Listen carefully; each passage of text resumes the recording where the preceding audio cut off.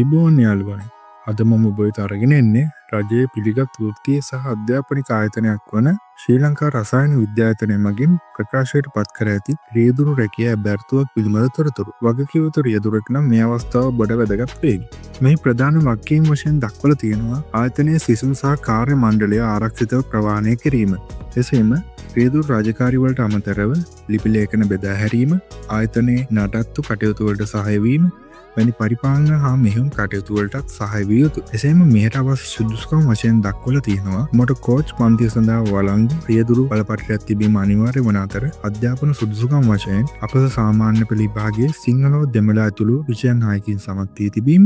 එසේම පළපුරුද්ද වශයෙන් දක්වලා තියෙනවා බස් රථ රියදුරු පුරස අවම වශයෙන් වසර 5ක පළපුරුද්දක් තිබිය යුතු අතර අධ්‍යාපන ආයතනයක සේවය කර තිබීම අමතර වාසියක් වෙනවා. එසේම වයස අවුරුදු 28ට වැඩි වෙන්න ඕන. එසේම විශ්වාසවන්ත වෙලාවට වැඩ කරන යහපත් සංනිවේදන හැකියාවක් සහිත අයෙකු විය යුතුයි. එසේම රාජකාරී වශයෙන් දක්වලා තියෙනවා දෛනික වාහන පරීක්ෂා කිරීම සහ නඩත්තු කිරීම, ශ්‍රී ලංකා මාර්ග නීති සහ ආරක්ෂිත රීතීන් අකුරටම පිළිපැදීම, ගමන් වාර සටහන් සහ පැමිණීමේ වාර්තා නිවැරදිව පවත්වාගෙන යාම.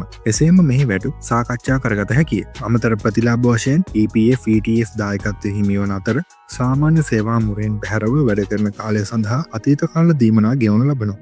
කොහොමද මේකට ඇප්ලයි කරන්නේ? ඔබේ සුදුසුකම් ඇතුළත් ස්වයං විස්තරාත්මක අයතුම්පතක්, ඒ කියන්නේ CV එකක් සකස් කරලා නිර්දේශ ලබාගත ඇති පුද්ගලයන් දෙදෙනෙකුගේ තොරතුරු සමග පහත ක්‍රම දෙකෙන් එකකට ඉදිරිපත් කළ යුතුයි. පළවෙනි එක තමයි තැපෑල. ඒ ලියාපදිංචි තැපෑලෙන් වන්න ඕන. මේ වන්න ඕන registrar Institute of Chemistry Ceylon 341 කොට්ටේරෝ වැලිකඩ රාජවිරි. කවරේ ඉහළ වම් කෙළවරේ post of driver on contract සඳහන් කිරීමට අමතක කරන්නත් එපා.